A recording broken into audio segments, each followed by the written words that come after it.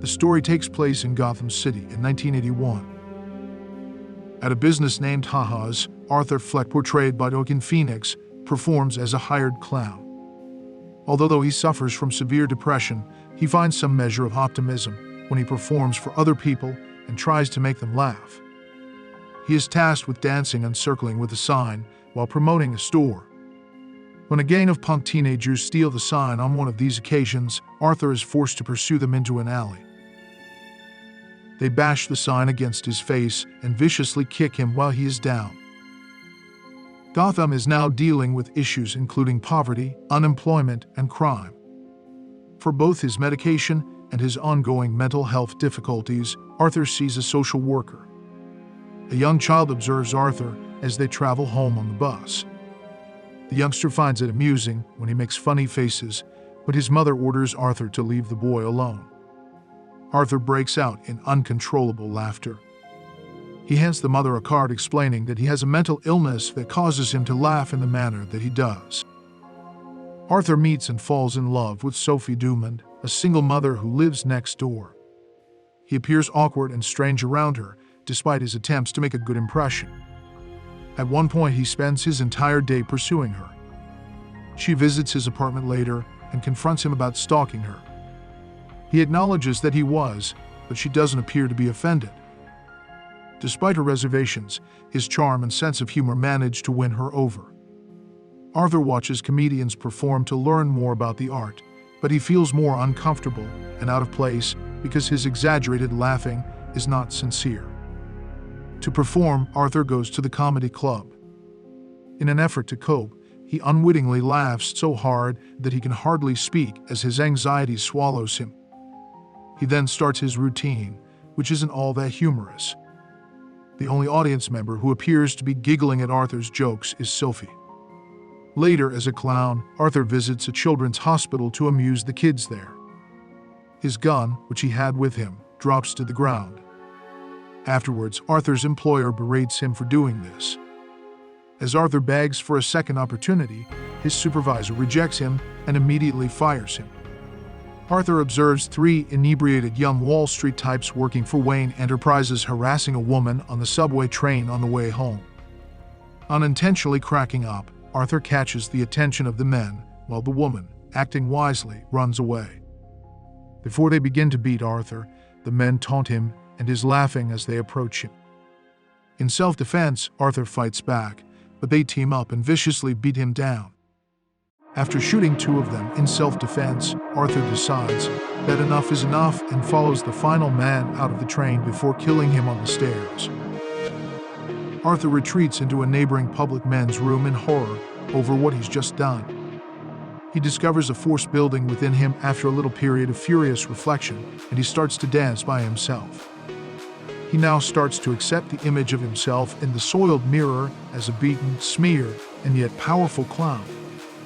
He conceals the weapon before going back to the apartment complex to meet and kiss Sophie for the first time. As word of the 3 murders spreads, some people interpret it as a slur on the wealthy, while others defend the crime. Thomas Wayne speaks out against it, referring to the working class as clowns, which they quickly adopt as a symbol. Arthur confronts Randall about betraying him and damaging the time-punching machine before cleaning out his locker. According to news sources, clown rioters are causing disturbance in the city and demonstrating against the more fortunate. Arthur is truly happy when he realizes how unintentionally he contributed to this and starts to realize his true potential. One of Penny's letters to Thomas is subsequently discovered by Arthur, proving that he is in fact Thomas' son. Arthur visits Wayne Manor and runs into a young Bruce Wayne there. He pulls a magic trick on Bruce, makes him grin, then pushes his hands through the barrier, knowing deep down that they might or might not be brothers. But Alfred arrives to step in and tells Arthur to go. Arthur talks about his mother's relationship with Thomas. Alfred claims he does remember her. Arthur attacks and almost chokes Alfred through the bars before realizing Bruce is there. Afterwards, Arthur gathers his composure and leaves the Wayne property. Arthur finds Thomas that night at a performance of the Public Art Theater. He pursues Thomas Wayne into a male restroom, and tries to tell him that he might be his father. Thomas acknowledges that Penny used to be a member of his housekeeping crew, but he dismisses her as insane and denies that Arthur is his child. Arthur vehemently denies Thomas's claim that Penny never revealed to him that he was adopted before giggling out of control in Thomas's face. Unaware of Arthur's condition, Thomas becomes protective, punches Arthur in the face, and then orders him to be tossed outside. Soon after, Penny becomes ill and needs to be hospitalized. As Arthur attends to his mother, Sophie sits at his side. When Arthur notices that a clip from Murray's stand-up routine is being shown on Murray's TV show while he is in the hospital, he is upset to learn that Murray only did so to make fun of Arthur. Later, a representative from Murray's show calls Arthur. Arthur accepts the invitation to show up as a guest. Arthur visits Arkham Asylum in search of concrete evidence, where he chats with Carl, a clerk who keeps a file on Penny. Arthur grabs the file and flees to read it after Carl refuses to give him the information he seeks. Arthur reads the documents after he has hidden them in a stairwell and discovers that Thomas was telling the truth, at least as stated in the documents. In actuality, Penny beat Arthur alongside her violent partner and adopted him when he was discovered abandoned as a baby.